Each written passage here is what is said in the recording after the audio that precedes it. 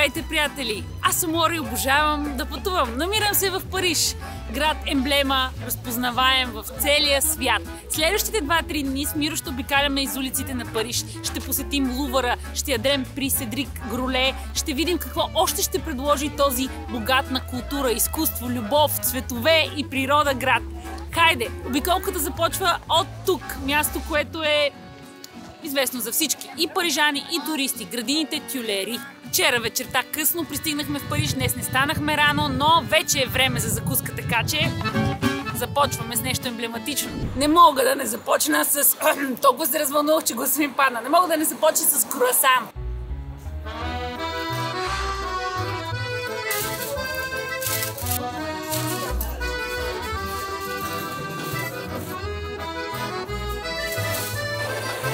Мирише на масло.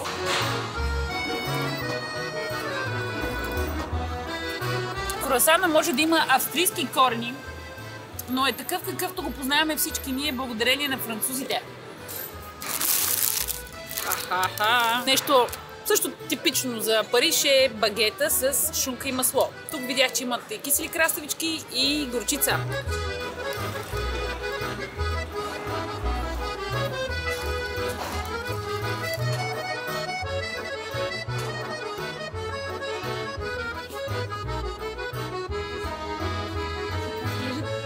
Казвам ви, приятели, тук предвиждането е трудно, по-добре да ползвам метро, защото когато се разхождам по улиците, през 2 метра има нещо много интересно за ядене най-често. Така ми са ми очите, като понички.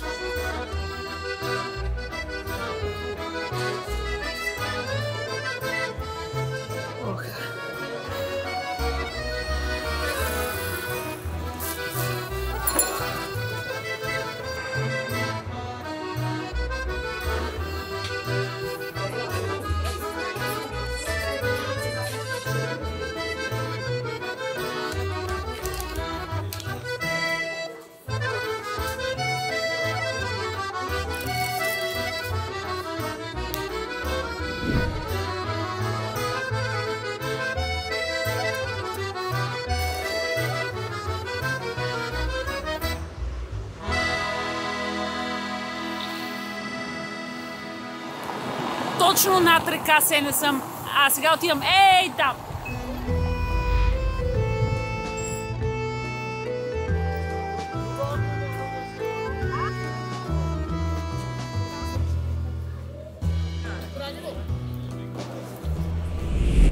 Това е музея Орсе, един от най-известните в цял Париж и нямам търпение да разгледам някои от творбите тук.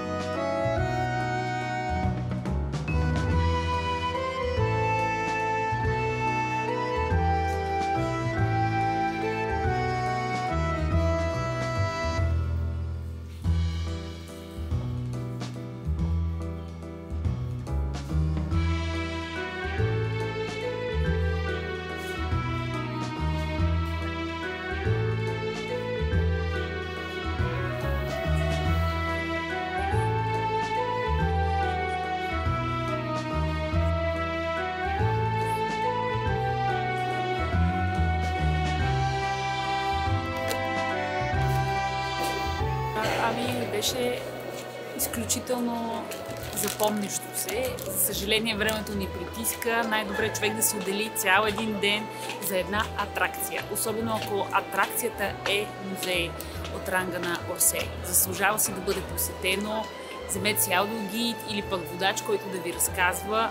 Наистина е приказка това място.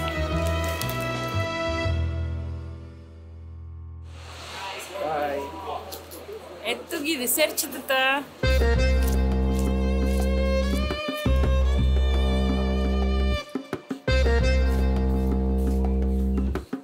Взели сме си, предварително сме си резервирали тези сладки, колко странно звучи. От България са платени 75 евро за 3 десертчета и една бисквита, която казва, че е за 4.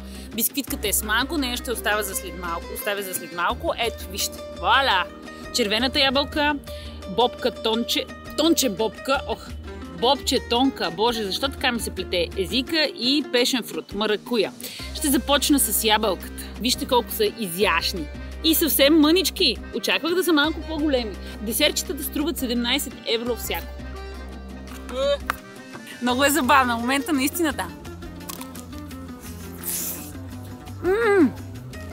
Вау! Разпада се, Миро. Изненадваща е, честно казано. Има различни консистенции. Отвън е хрупкава, вътре като мус, който има ябълков крем, парчета, ябълки и сметана. Направо се пие.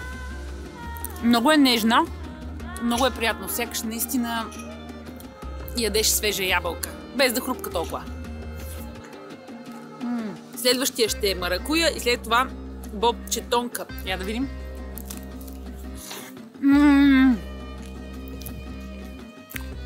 С семенца маракуя, с сметана, с хрупкава кора.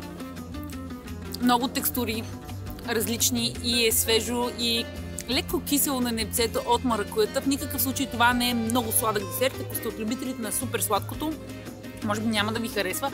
Усеща се истинската плодова нотка и направо се разпада в ръцете ми. Харесва ми. Като мусе. Обожавам маракуя. И последното е бобче тонката. То е по-тежкото. Омазах се. Вау! Най-агресивният като вкус десерт. Може би... Да, не трябва да се правят сравнения, защото всички са много различни като усещане. Обаче, все пак, ако трябва да посоча един най-любим, може би е този. Прекрасни са. Аз съм много доволна. Хайде сега гигантската бисквита. Казах ви, според човек, който я продава, е за 4. Би могло. Цената е... Никога не съм купувала по-скъпа бисквита. 25 евро. Мирише много свежо. Това е един от най-любимите ми екзотични плодове.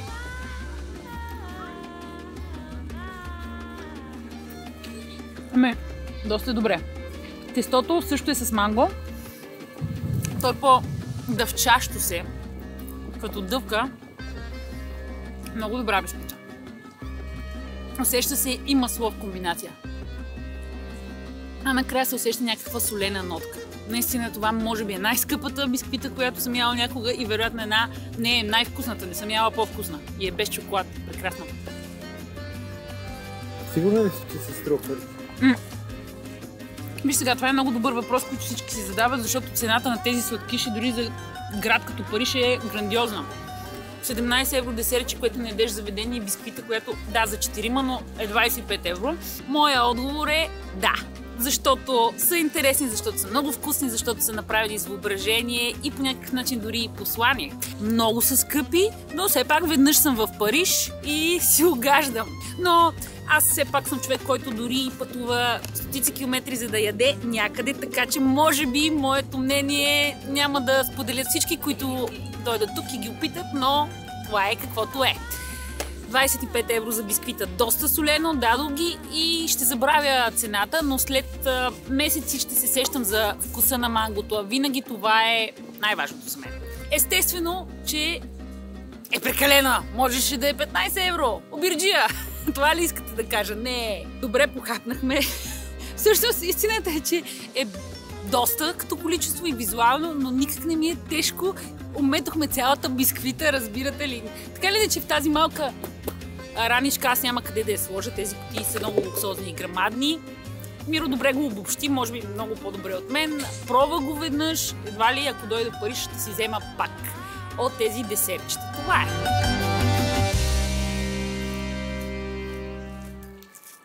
От сладките изкушения, които хапнахме в градините Тюлери, директно в музея. Тук искам да видя водните лилии на Клод Моне. Затова влязахме. Взехме си комбиниран билет за двата музея, който е 20 евро. Така си спестихме една опашка.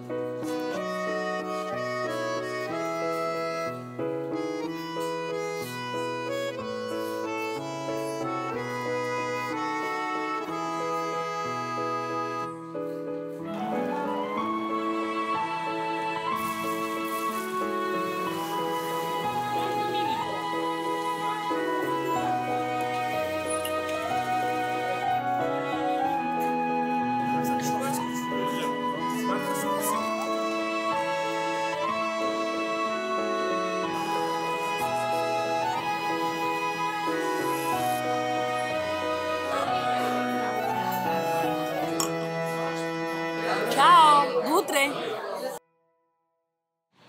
Добро утро на другия ден, събота, 8 сутринта. Цял ден го дават да вали тук в Париж. Вчера вечерта завърши с чаша вино, мирно и кротко и си легнахме сравнително рано, за да имаме сили за днешния вълнуващ ден. Ще хапнем в една пекарна и след това отиваме в Лувъра.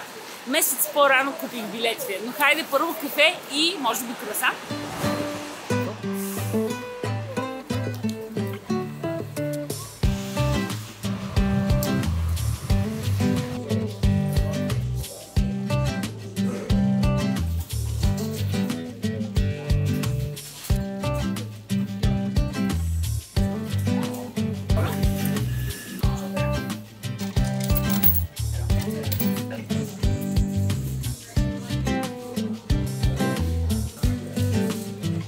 Бях забравила, че във Франция слагат на капучиното много какао.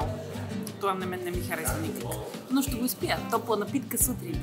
Тази пекарна, която е недалеч от Лувъра, правят ето такъв круасан с малини. Не знам дали е точно сироп или сладко, но е без отсветители. Само с естествени материали. За съжаление обаче круасана е студен. 8,5.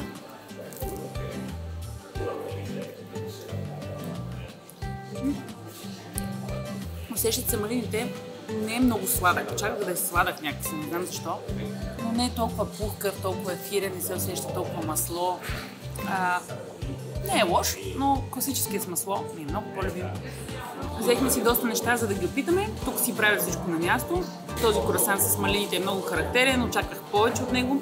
А иначе сме дошли в тази пекарна, защото е много близо до Лувъра. А трябва да сме там точно в 9 часа, защото сме си купили билети с точен час за влизане, за да не се редим на опашки.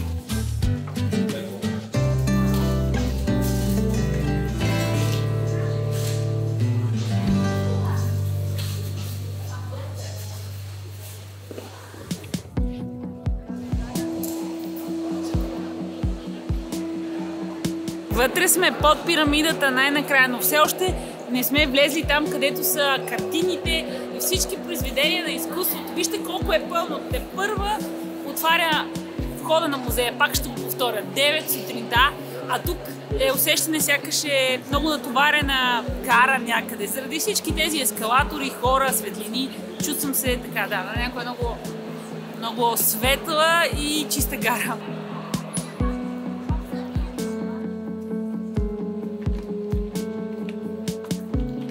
Преди да стигнем до Джокондата, попадаме на богинята Нике, крилатата богиня на победата. Скулптурата е намерена на остров Самотраки, който за мен е специално място, защото там за пръв път се показах пред камери. Там стартира предаването Бон апети преди толкова много години. И в тамошния музей на острова има реплика на скулптурата на богинята Нике. Оригинала е тук, в Лувъра. Изключително внушителна и много красива, дори бих казала елегантна скулптура е това, направена от мрамор преди толкова много години. Любопитно е, че скулптурата е направена от два различни вида мрамор. Долния, сивия, е донесен от остров Родос, а белия е от остров Парос. Самата скулптура е намерена на Самотраки. Това са големи разстояния, особено за това време.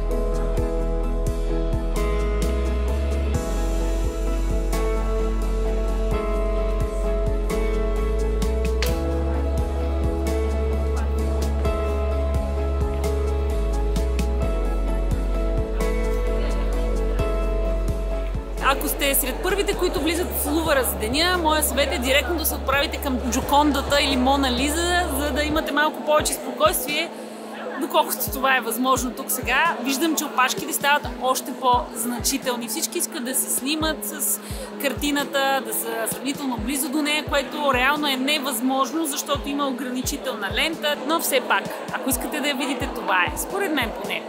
Мястото, в което е картината, само по себе си е много красиво, има естествена слънчева светлина и още много впечатляващи платна.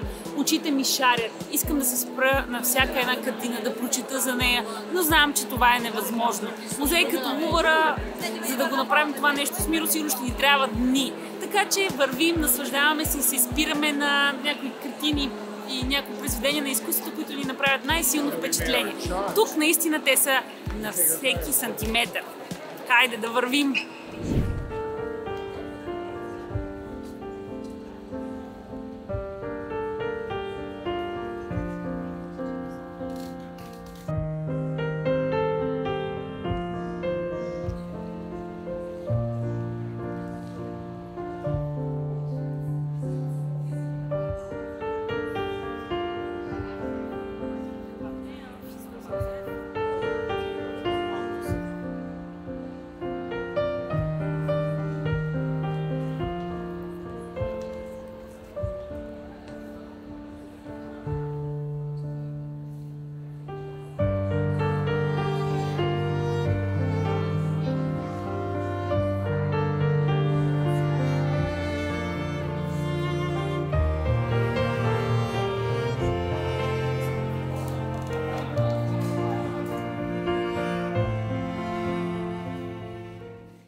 След Лувъра дойдохме в този ресторант. Доста по-рано бях направила резервацията. Всъщност тук, ако нямаше резервация за обяд или за вечеря, а искаш да ядеш няколко по-популярните или по-харесвани места, е доста трудно. Трябва да се редиш на много дълги опашки и изобщо не знаеш дали ще седнеш.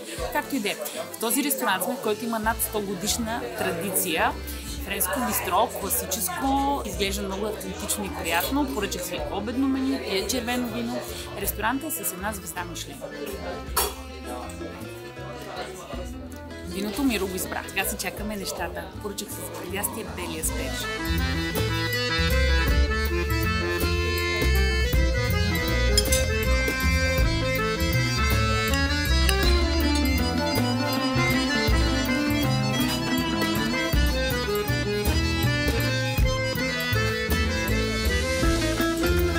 Основните дойдоха, аз си взех телешка глава с специален сос и картофи, има и телешки момици отгоре, обожавам ги, това е деликатес. А Миро си взе касоле, или това е боб с месо по-френски. Вижте само каква огромна порция. Дойде в Париж, в мишленски ресторант, за да яде боб с месо, но пък е типично френско. И ще го пробвам след малко. Между другото, Миро готви много добре всички български манджи, като шкембе чорба, боб с месо. Да видим дали този боб в мишленски ресторант ще е по-вкусен от него. Много ме е любопитно. Първо глава.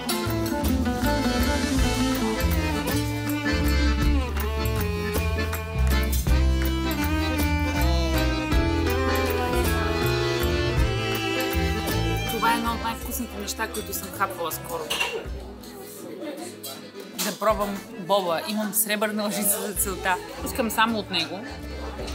Касолето се готви с няколко вида месо дълго време. Много е добър. Доста по-различен е от нашинския. Така че не може да сравним този боб, който Миро готви с този. Кой е по-добър микро? Различен е, не мога да степенувам така. Той е много добър, надявам се скоро да направиш. Не. Ето има надничка, различни части от свинското месо. Порциите, поне при мен, аз си взех обедно меню, са доста по-малки от тази, която Миро си взех. Тя не е от обедното меню. Чакаме десерт. Доспам се.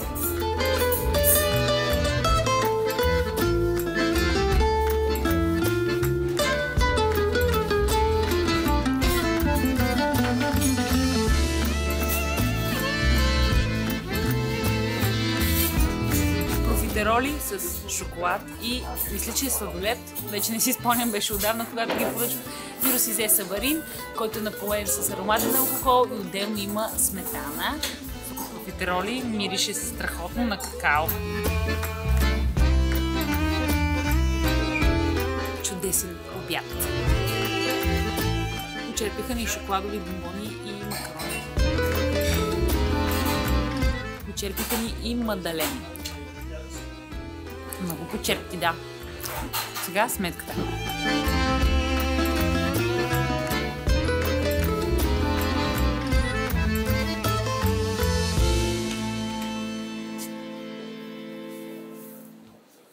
Ciao, 我来到了。 Quand je regarde autour de moi, quand je regarde autour de moi, Seigneur Jésus, je te bénis, comment ne pas te louer?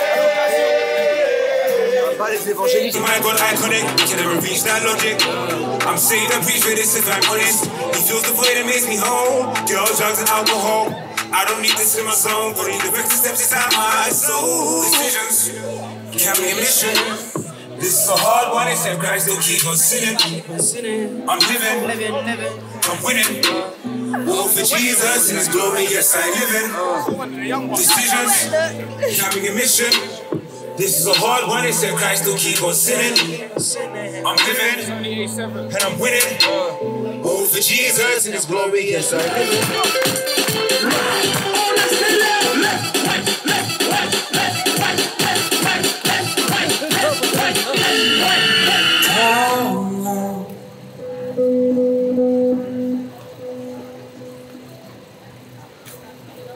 Rolling in the cold.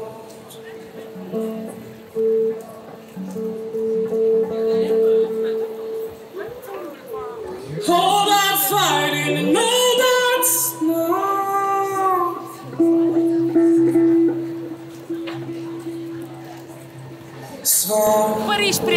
Всяка улица се случва нещо интересно. Шумотевица, народ, улични музиканти, пъстро и цветно е. Вече съм в по-ведро настроение, пече слънце, както забелязвате. А зад мен е фигурата на Яйой Кусама.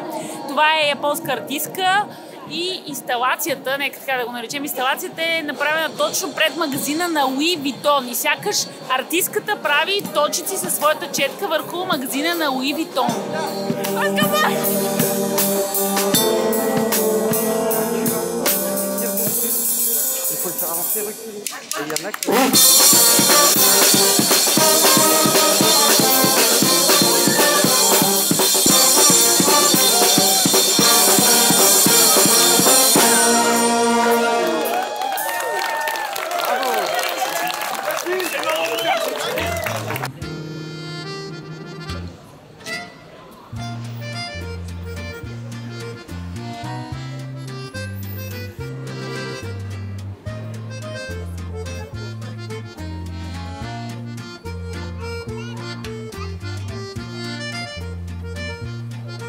Място за всички, и парижани, и туристи. Алеята на Сена. Така я наричам аз, сигурно си има някакво официално име. Ако е така, напишете ми в коментари, стига да го знаете, разбира се. Тук има спортуващи, хора с колела, с тротинетки, влюбени, разхождащи се, кибици, или още не. Туристи, разбира се, къде е без нас. Много е прекрасен днешния следобед. Без дъжд, без вятър, пак напича. Хубаво е да си тук пролетно време и е зелено.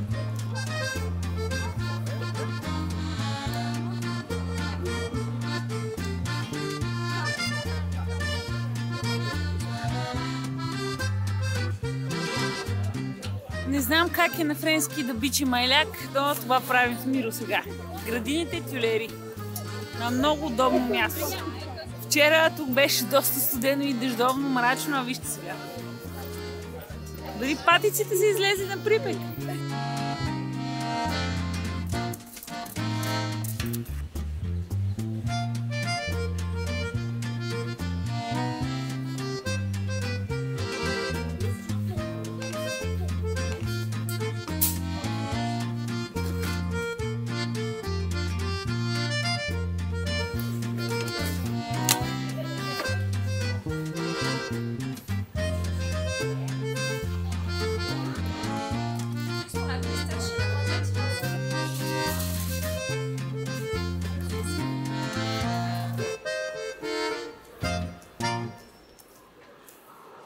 Наблизо бяха най-известните бутици Dior, Chanel и всякакви други. И аз си взех от най-известните бутици за сладки неща. Все пак това са моите пристрастия и финансови възможности. Хайде да дегустираме сладкишите.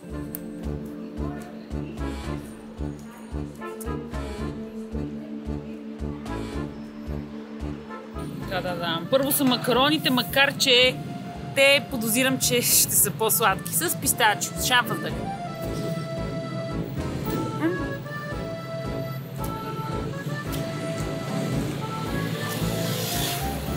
Много сладка бисквитка. Вероятно са ги пробвали. Хрупкави отвън и мекички отвътре. Доста са нежни и се топят в устата. С много шамфастък. Ще си ги поделим с Миро. Симфония от вкусове. Не съм казала това. Наистина много добър макарон. Нямам какви повече суперлативи да кажа. Между другото, аз не съм от най-големите фенове точно на тези шарени сладки. Ето, за Миро половината подравнена. И другите си ги запазвам за утре, може би. Дори в България ще стигнат, надявам се, с тази кутийка. Много е симпатично. И сега мадалените, които купихме. Тези финни сладки. Я да видим, няма да мога хубаво да отворя. Мамкам. Исках да го издърпам само, но ще го разкъсам. Това е, съжалявам. Исках да си взема само една мадалена, обаче тази кутия просто нямаше как да я получа, ако не си бях взела 5. Това е. Взех си 5 мадалени заради кутията. Вижте я само. Тя просто е чудесна. Много елегантна. Отваряме черна хартия и 5 мадалени. Класическа и така, аз искам да взема с малина. Много са големи и са с малинова глазура и би трябвало да са с малинов пълнеж. Да. Вау. Доста са меки, пухкави. Пълнеж е плодов. Много елегантна и приятна сладка с аромат на масло и малини. Струват 25 евро 5-те. Все пак са от сладкарницата на Риц, все пак е в тази кутия. Бих желала да са по-евтини, но са такива каквито са. Мога да ги ям и за евро 2 на други места, в други пекарни, но не изглеждат по този начин и наистина са много добри.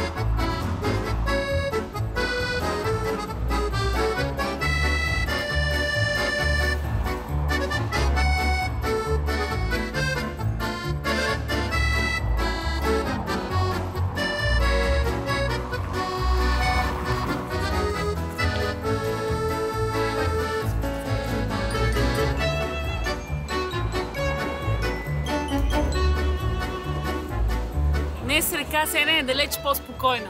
Париж е много добре уреден от към градски транспорт и няма да имате въобще никакви проблеми, ако използвате метро, за да се придвижите от точка А до точка Б.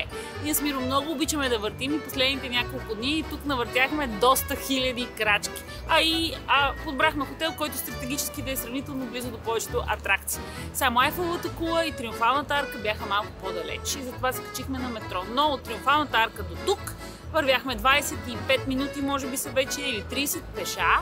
Много приятна разходка, особено по това слънчево време. А така или иначе, за да влезеш и да излезеш от метрото, си отнема също време. Ето я! Мечтата на толкова много туристи да видят Айфеловата кула на живо, с очите си, да се снимат. Красива е наистина и грамадна, впечатляваща.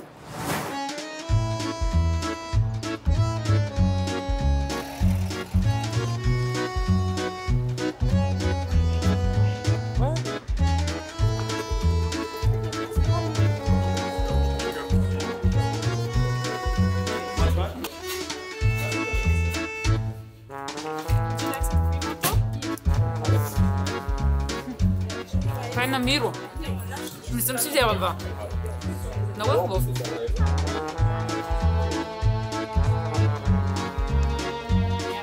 Сакре-Кьор. Най-разпознаваемото място тук в Монмартр.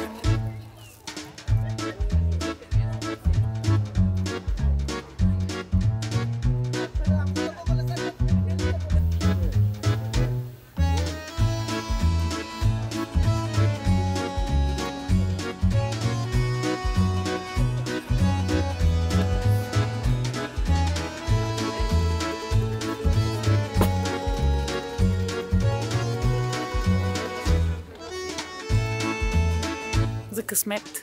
Това е Далида, много известна френска певица, която е умряла в годината, в която аз съм се родила. Може да виждате, че нейният бюст има на гърдите и се сякаш от злато. Това е защото доста хора идват и ги докосват, което носи късмет. Така че и аз го направих, Миро също. Хайде!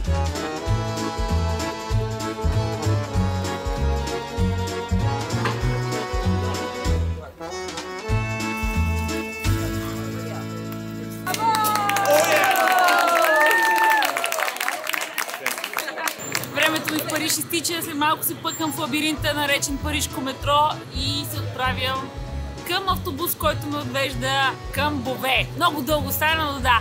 Последните 3 дни бяха истинска френска приказка, приятели. Тук в Париж припознах този град. Вече тотално промених мнението си за него. Нямам търпение пак да се върна в Париж. Има толкова много още за виждане, места, които да посетя, храна, която да опитам. Тук сякаш времето никога няма да стига. Много шумен и огромен град е Париж.